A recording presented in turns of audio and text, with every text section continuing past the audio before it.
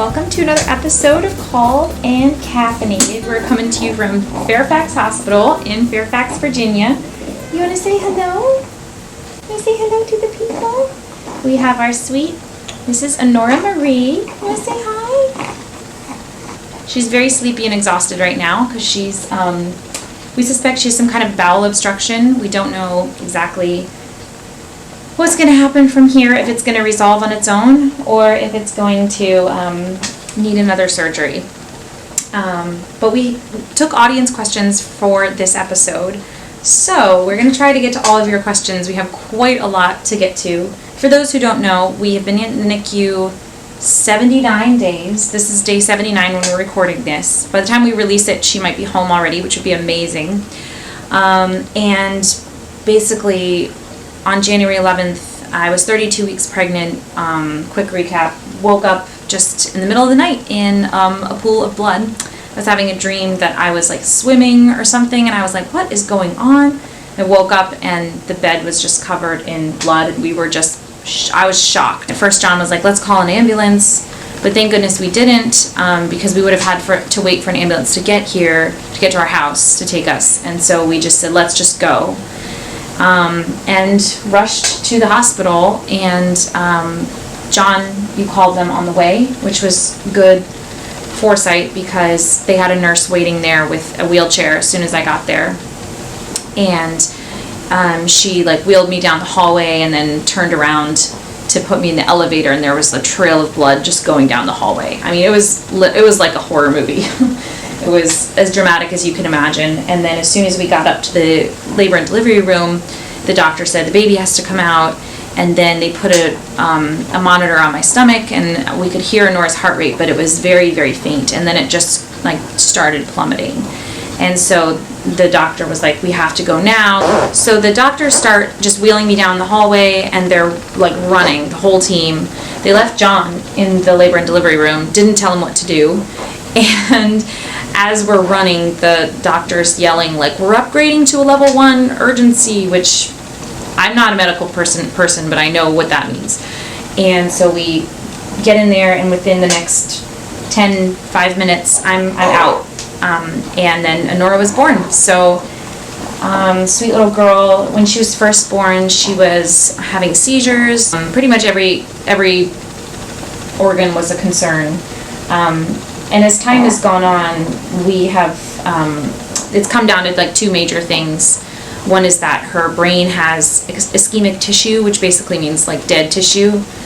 She was deprived of oxygen, and so that gave her a preliminary dose of cerebral palsy, which is basically a neurological condition that affects the muscles. So sometimes people with cerebral palsy will have very tight muscles, and sometimes they won't be able to walk as well, and some of the tightness in their muscles can actually lead to big developmental problems, so their limbs will be misshapen or something.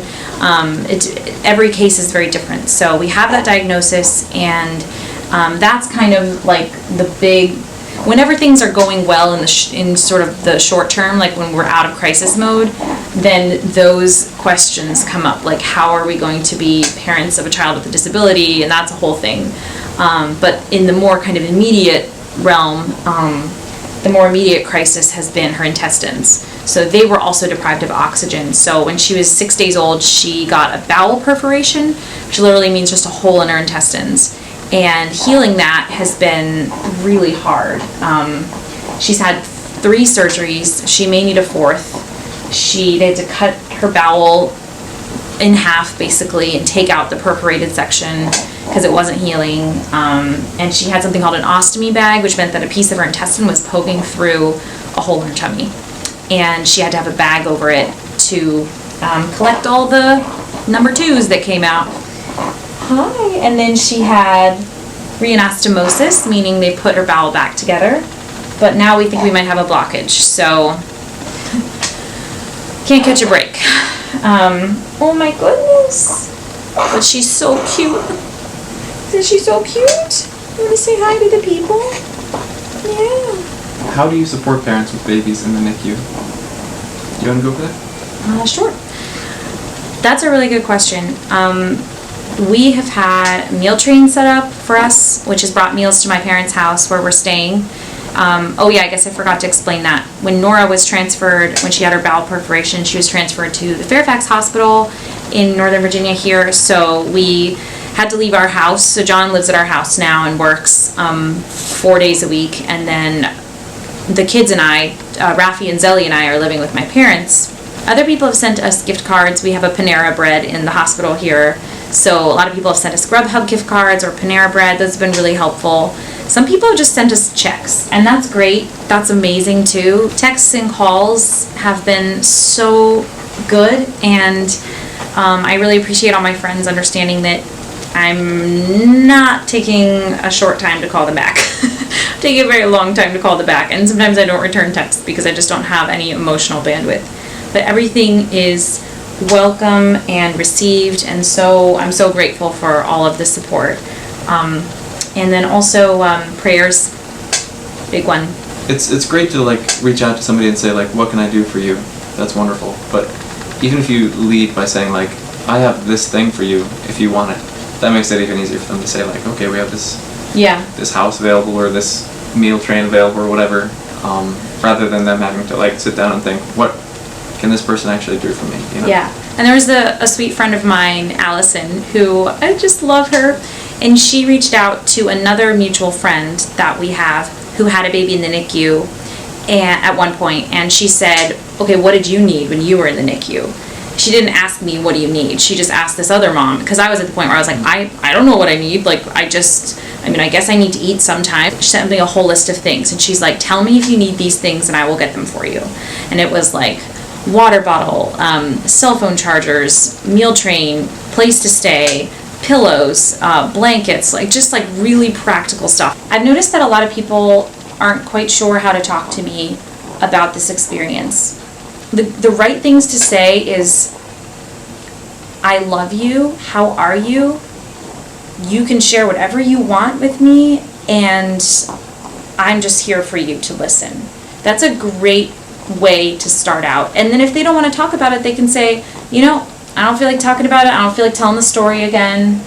And when they finish talking, don't feel like you need to say the right thing. Like, don't feel like you need to say anything necessarily, other than, I'm sorry that sounds like it's really hard, and I really admire the way that you're dealing with it. I know for myself, when people were going through hard things, when I would talk to the elderly in nursing homes, I didn't know how to fix their problems, and I couldn't. You can't fix somebody else's deep wound, and you don't have to. That's not your job. The validation and the healing process comes from just listening. I don't expect anyone to have any medical expertise about anything, because I don't. So I can share what I've learned, and I'm happy to explain it. And yeah, just having support is the most important thing. So yeah, don't be afraid of just loving people. That's it. Yeah. Also, built-in conversation aid for Christians is that you can always just say, well, you can ask like, what can I pray for you for in particular? Which is a great way to get them to bring up struggles if they want to talk about them. Yes. And also just at the end say like, I'm praying for you, I'll pray for this in particular. It might seem trite or insignificant to you at the time, but I really appreciate when people say that they pray for us, and when they do. We have a lot of friends who pray daily, decades for us and stuff as we're going through this, so yes. It's not true of any Christian that like they can't do anything to help. So. Yes, true. How did y'all support each other? I feel like one of us has usually worn the sanity hat while the other one is having a breakdown, and we kind of trade off. So that's kind of, I think there's grace in that. I think that's the sacrament, the grace from the sacrament of marriage is helping, just helping us help each other, basically. I think one of the most helpful things to get like oneself through it is to focus on somebody else and how you can help them. With the two of us, sometimes you're just feeling so rough that you can't really focus on anyone or anything else, but when you can, and Stacey's done a great job of this, anytime she senses that I'm really struggling a lot, she'll make herself available and offer, whatever she'd offer me, and listen and sympathize, and that's mutually strengthening, I think. Yeah. One thing that I think John and I have done well is really speaking words of love to each other. I used to worry before I got married that the stress of marriage or some situation like the NICU would cause you to just go so crazy that you would just like be screaming at another person all the time, or like you would just like destroy your marriage because you were just so stressed out you couldn't control yourself. And I have to say that point has never happened for me. I really believe that you can always choose to speak lovingly to each other. I think this is bringing us together, but we also have to be really careful to cultivate that, to guard that. Yeah, I think we can do it. What do you Right think? on, definitely yes. I do. Yeah. How do you manage dealing with the vulnerability of the situation around strangers? Oh. Well, clearly if we're doing a podcast about it, we don't really care. No, I care. It's actually been really awkward for me. Oh. Well, because like you don't want to go. So I hate seeing Instagram posts where people are just like complaining, and it's been really hard for me to be totally honest when I am depressed and struggling. And like the NICU life is such a roller coaster. You never know what you're going to get when you walk in here. And we've gotten calls from the hospital saying she has a collapsed lung, and then like your cortisol levels, shoot up, like you're so stressed out. And sometimes you just like, it's really hard to say like, okay, if I'm going to post anything, it's not going to be something positive. Or like, I guess when you share something with a stranger, like it's a lot to put on someone. And honestly, I've really struggled. It's only now, after 2.5 months of being in the NICU, that I've felt like I want to do a podcast episode on this.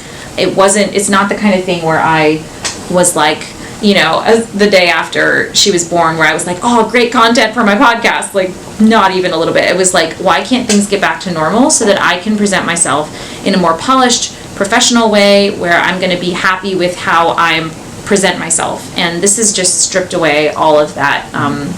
So it's been anxiety ridden for me, but I really appreciate everyone's kind response. Our experience has been a little bit different. Like Stacey is more of an external processor, I guess, and has really enjoyed talking to the nurses, and many of them have been really sympathetic and good to talk to. For me, I kind of hate being here because I hate people coming in and asking how we're doing, and I would rather just kind of be alone and just be at our house and not have to ask a stranger to like help us with the wires, because she's attached I don't know if you can see on camera, we'll do a little tour of her, like all her wires and tubes and everything, but we have to ask somebody to help us pick up our daughter, which is the weirdest thing, and that's been the case since she was born. So that's super weird. One thing that I've really, so there's a lot, like I never want to feel like I'm complaining, right? Because I was talking a second ago about like the Instagram post where you're complaining and people are turned off and you lose a lot of followers because people are like, oh, I don't want to listen to this. And I get that because I don't like reading those posts. But one thing that I've really committed to with this struggle, because this is a really hard thing, this is the hardest thing I've ever been through,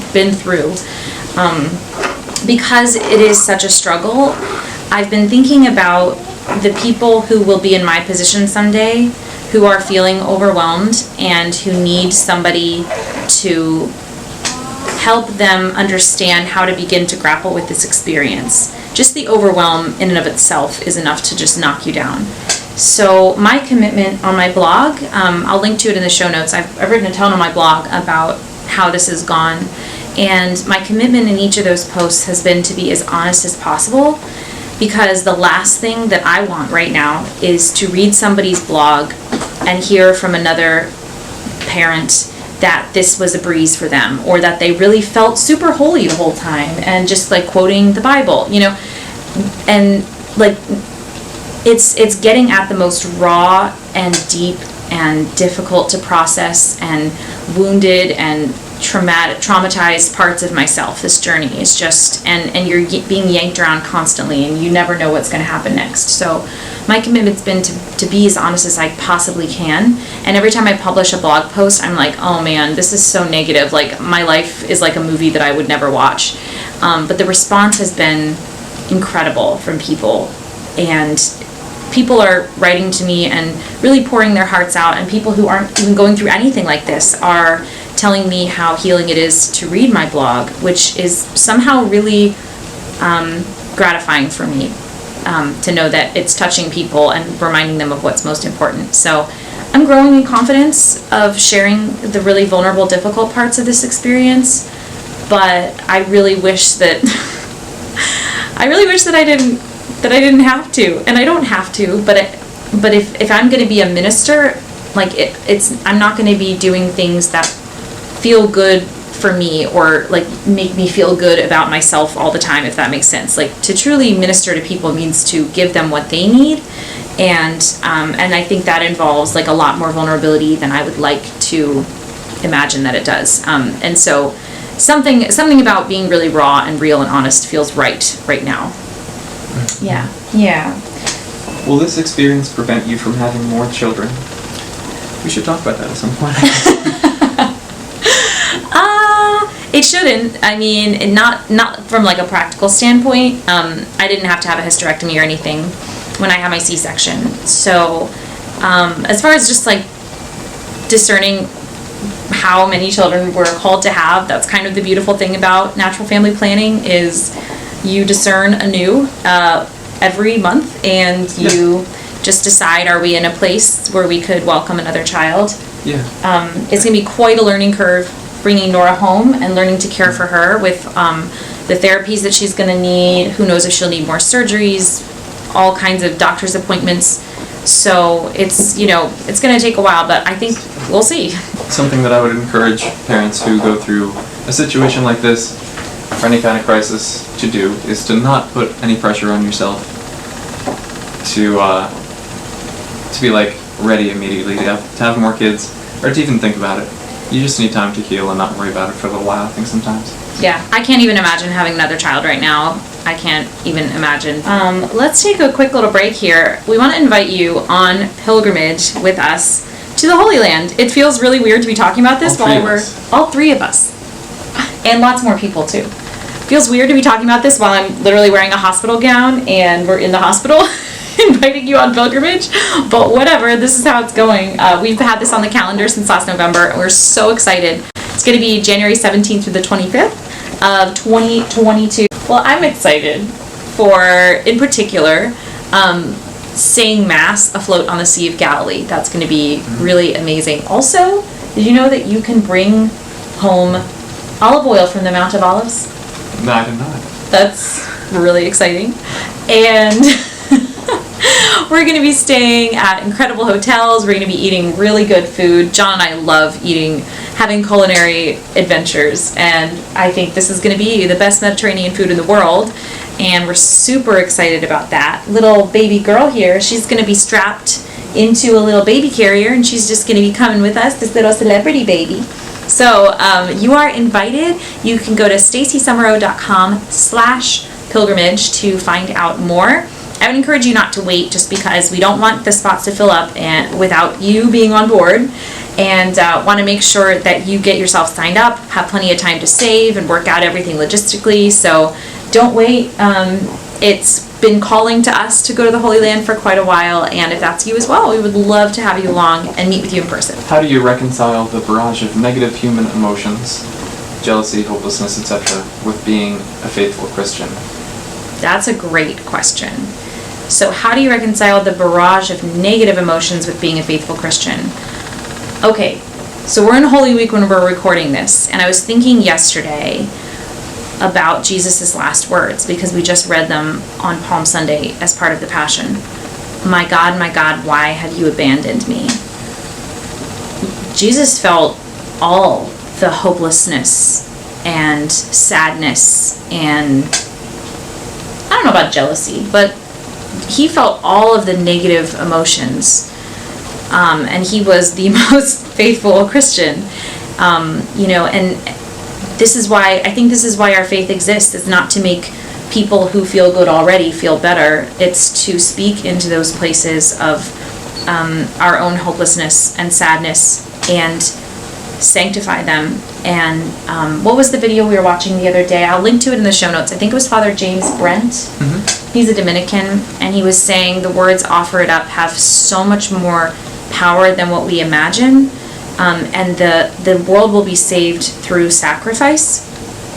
So there have been so many times where I have felt depressed, hopeless, just like the Blessed Mother watching her son walk to his crucifixion. Like, that's my experience.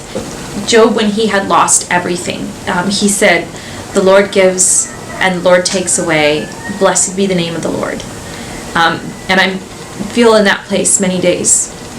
I do feel at the end of my rope many, many days, and I have nothing left. And I know that this is exactly the moment. This is like the make or break moment for me so far in my life. Is you give up, or you just decide you're not leaving, and I'm not leaving. God has spoken to me. He's shown himself to me. I know he's real, and I know that he doesn't exist to serve me. I exist to serve him. And so whatever he's doing, it is so hard to trust in his plan right now, because, why would God let this beautiful innocent baby suffer so much? I don't know. But this is where faith becomes real, where you either trust God or you don't. And I'm just doing my best to trust him. And yeah, I feel all of the emotions you could imagine. Anger, sadness, just a sense of, like, so little is in my control right now, even the small things, like just I have only been to my house 3 days in the last 3 months, for less than 24 hours each time, I think. And I've reached beyond my natural strength so many times, and so yeah, just deciding I'm going to trust you. It's an act of the will. It's not at all fed or led by emotion. It's purely an act of the will. But I think that is so precious to God, because he, it says the Lord is close to the brokenhearted, and I do feel that he's close to us, even though I think he's, I don't experience his voice. Like, it's sort of like I'm too stressed to calm down enough to hear his voice. And if I do calm down, then I fall asleep because I'm so exhausted. So I know that he is still there and working through me and with me. And I do feel the effects of the grace that I'm being given. But it's sort of like walking in the dark. Yeah, definitely. I remember on one of Fulton Sheen's episodes, he was talking about the image of like a boat on a river versus a plank of wood on a river or something like that. And so the river is your emotions, and so you can choose either to kind of go along with them, let yourself be dragged, like assent to them, I guess, or like surrender to them, or you can you've been built with a motor, and you can decide which way you want to go, if you want to fight against it or kind of go sideways or like go along with it sometimes, but I think, yeah, Stacey's right. The key is like to be in it as like the psalmist is in all his emotions, and glorify God in each emotion that you're in, because that's like a super rich prayer. Yeah.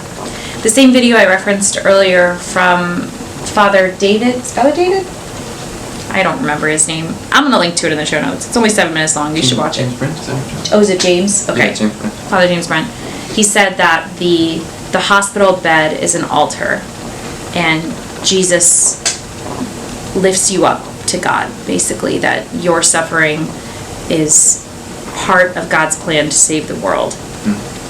And that really helps me a lot. Also, I'm reading Trustful Surrender to Divine Providence. I'm going to link to that in the show notes as well. Super challenging book. And in there it said that you will be given grace in accordance with the measure that you have expected it. So if you expect much, you will receive much. If you expect little, you will receive little. And I've been trying to expand my horizons beyond just asking for an outcome, but also to ask that God change my heart and help me understand what's really best for Honora. What's really the most important thing for her. John pointed out to me rightly, and this was helpful, he said, she's, as far as salvation goes, like, she's set. She's good. If something goes wrong in the operating room and we lose her, she's going to be in heaven rejoicing with the angels. And as soon as he said that, I realized that so much of my struggle is me projecting onto her future what I worry about for her life according to what I think a good life is. And so many of the things, even as her mother who loves her so much, so many of the things that she needs are probably they're probably not the most important things. They're just things that I think are the most important things. And it's very humbling and very difficult to remind yourself that I don't always know what she needs, but that God is holding her tenderly and loves her more than I do and is going to take care of those. And that's, at the end of the day, it comes down to that. Like, do I trust God to take care of her needs better than I can? Or do I think that I know everything that she needs? And it's made much, much more difficult by the fact that I can't even provide for her basic needs myself. I can't pick her up. She can't go more than 3 feet from her hospital bed because she's tethered to all these things. I can't just take her outside and hold her in the sunshine, and I can't show her flowers, and I can sing her songs, which is really good, but my milk supply dried up, and so I'm not even able to feed her. Plus, she can't nurse, so that's kind of been a death for me, is accepting that we're not going to have a breastfeeding relationship like I wanted. So there's so many things that I feel like are so out of my control, and the only way that it's made okay is with the belief that there's someone taking better care of her than I could. Which is, I don't think it gets more intense than that. Like, I don't think it gets more challenging than that. Yeah, definitely. Cool. Where have you seen Jesus during your stay? So I shared with Stacey, we actually kind of just opened to it at random in one of Jose Maria Escriva's books. I think it was The Furrow. Just a quote that was like, Christ... I don't remember exactly what it was. There was something about Christ being like especially present in the sick and in children. Like, that's where we can love him most directly, I guess, outside of the sacraments and stuff. And so we got them both right here. A sick child. And she's also like spotless. She was baptized and confirmed, and she's so easy to love, and she suffers as Christ does. Like, she's pierced with so many things, and she feels abandoned when we leave her, and it's like so many of the things that Christ endured. Like, as Stacey was saying, it's like a glimpse into the Blessed Mother's own martyrdom. Like, to see someone you love so deeply go through something like that. Yeah, she's it's so easy to just fall in love with her, and she just looks at you and gazes into your eyes, and she just has the whole world in her eyes. And oh man. Also, I think when you reach like the limit of your own ability to control your life, like the next thing, the thing in front of you is God, it's Christ. Like, you're faced with your own limitation, really, and like your own need. Like, when I was waiting in the labor and delivery room while Stacey and Nora were figuring out if they were going to survive or not, it was really excellent prayer, because like my prayer was just one of total helplessness, and I didn't have any support around me to be able to say, like, God, this is what should happen because I did this, or because like we made this plan and we're in control of the situation, this should happen. It's like you're faced with your own limit, which we so often choose to ignore. Yeah. And yeah. yeah. When you're pushed past your limits, it is amazing. This is kind of unrelated, but kind of related. It is amazing how far you can go that you never thought you could. And I've not at any point in this whole experience felt strong or capable or, you know, in my wheelhouse in any way. I felt totally out of my league and confused and not even sure how to interpret medical reports, and overwhelmed about how to care for a special needs child, and so many overwhelming things. But it's amazing. You do what you have to do because you love. Let's take a little break here if you don't mind. Oh, sure. Let's talk about one of my favorite recommendations for young people who are single, who would like to find their vocation, which is Catholic Match. They're the sponsors for this episode, and sometimes on Catholic Match you end up with beautiful babies like this one down the road. So John and I met on Catholic Match, and do you want to tell the people what you like about it? Sure. Yeah, it's a beautiful place to just like to get in touch with other, you know, sons and daughters of Christ, of God, and yeah, just like what a privileged thing that we can kind of reach out. What are you waiting for? NICU nurses don't really have too much opportunity to meet single guys who are more than 40 weeks gestational age, so Catholic Match is the answer to their problem and yours. Oh, no, actually that's a really good point you bring up. Not about the NICU nurses necessarily, but just about the hardship of meeting someone. Because when you went on Catholic Match, John was living with his grandma. He was taking full-time care of her because she had had a physical collapse after her husband died.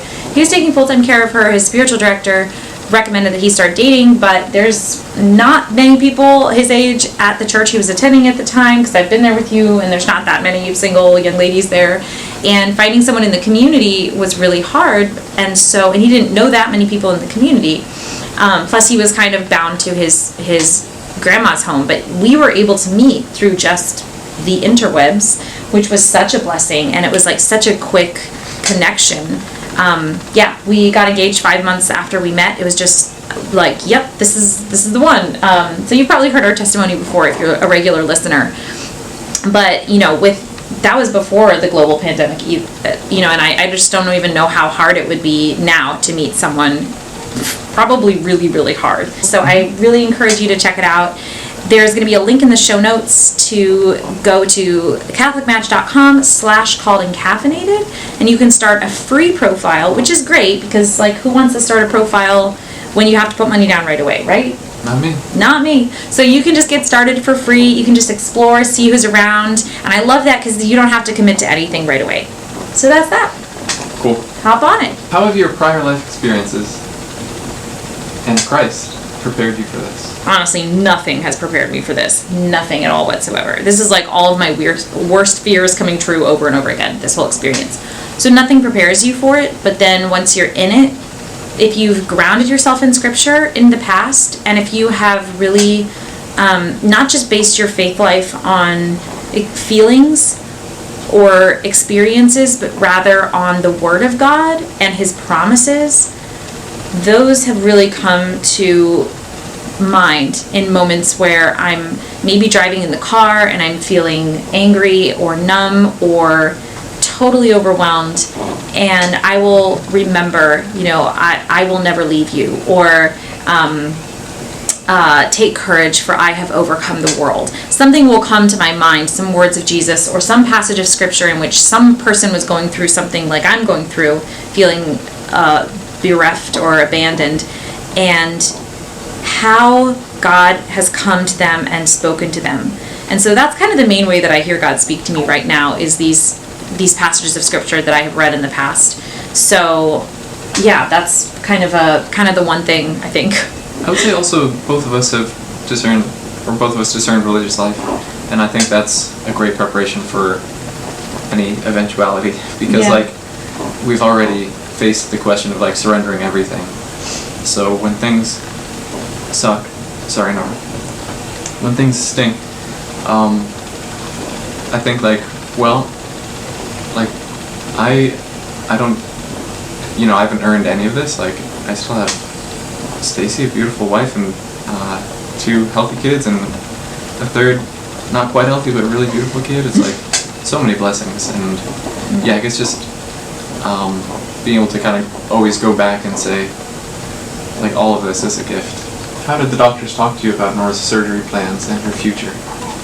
The doctors and nurses are very pro-life. They all talk to and about Nora with respect, and the nurses are some of the most compassionate people I've ever met. I love that many of them are people of faith, and I think you kind of have to be. You have to recognize the dignity of small people, some of whom have disabilities, and really look at them and love them in order to love this job. They can save 22-week-old babies here. Like 22-week-old babies. I know 2 moms who had 22-week-old babies who are both doing well. Like they're gonna survive. You know, they're past the critical point. So the fact that science and medicine can do that is amazing. And I think all the doctors and nurses really approach medicine with a really healthy perspective on the value and dignity of human life. So that's been really neat. A couple of the nurses here are Catholic, and we love them, and we really appreciate talking with them about our faith and how it's nice to talk to them because I know they get it. 2 Catholic nurses in particular. So I'm always so grateful when they are Nora's nurse. How has it been for Zelly and Raffi? Ooh. I wish that they could be here to answer themselves, but they've been really good, actually. We're, again, super blessed with help from our family and friends, and it's like the second best thing. If they can't be with us when we're here at the hospital, they're with either her parents or mine. And Zelly definitely, yeah. Zelly has had some behavior regression for sure. She's just about to turn 3, or she just turned 3 rather, and so she was having her 2-year-old moment, and I think a lot of it came down to an understandable feeling that she's not in control of mommy walking out the door every day to the hospital, and it's like so hard to be left behind, and I have felt so much guilt about that. Those were really hard days when I had a hard day at the hospital, had no emotional energy left, and then came back to my parents' house and had a very screaming 2-year-old. Our 3 children have never been in the same room together before, ever. And it's about an hour to and from the hospital each way, so that's just a lot of time that we have to be gone from them. And they're remarkably patient and waiting for their sister. They, for a long time, have been coloring pages and ripping them out for us to give to her every day. You might see some of them on the walls. But Raffi the other day, sweet boy, he said, I've been waiting and waiting and waiting and waiting and waiting and waiting and waiting and waiting and waiting all day and all night for Nora to come home. And it is hard, you know, as a parent, you want to be able to set up expectations and then fulfill them for your child. So we've talked about, I think we were driving in the car one day and I was like, John, I just feel like the kids are getting the short end of the stick. And John was like, I think everybody's getting the short end of the stick. And that's honestly true. So there's like I think there's a natural level of guilt that happens. But the thing that's given me the most peace is that Father Stefan, who's the chaplain here, I was telling him about how I felt so bad that my daughter was crying that I was going to the hospital. And he kind of came back later and he was like, there are going to be no negative effects for your children. And he said, the reason is because you didn't choose this. God chose this for you. What do you wish the NICU staff knew to better help families? We've had a really pretty positive experience with all of the NICU staff here. The nurses have been fantastic, ranging from fantastic to very good, I'd say. And shoot, yeah, I don't know. I can't tell you how to do your job. You're doing great. Keep up the good work. Yeah, the nurses are amazing. We've had a range with the doctors. Some of them are really excellent. There was one doctor when we came, and he was our favorite, and he just said right away, he's like, we got the cerebral palsy diagnosis, and he was talking to us about it, and he was very positive, and he's like, you're a dancer, right? And I said, yes. And he said, well, you can really help improve Nora's outlook by stretching with her and by massaging, and that's really going to be helpful for her. You can kind of be her therapist. And that was, I think the word empowerment is overused, but it really was empowering to know that there's going to be a lot that I can do. And he also said, I'm never going to tell a parent that their child isn't going to do something, because I've just seen too many miracles happen. And then on the other end of the spectrum, we have had a few doctors who are very clinical, maybe don't intuitively understand how to handle questions. Maybe like one of my worst experiences was a doctor who came in, and we had a chart of Nora's head growth, which has been concerning. At first she was above 50th percentile for her head, and it dropped, and now it's like in the 3rd or 6th percentile, somewhere around there. So he kind of came in, and he wasn't a neonatologist. He was like in surgery, and he just this wasn't his area that he was supposed to comment on at all. He just comes in and casually looks at this chart that was lying there, and he goes, oh yeah, yep, those are definitely not the numbers we want to see. And then he puts the chart down and starts just talking about whatever his spiel was. And I don't think I heard a single word that he said, because I was like just blinded by like anger. I was like, how do you say that to a parent? If you're thinking with the mind of a parent at all, how would you say that to them? Yes. Well, I love you. Good job, John.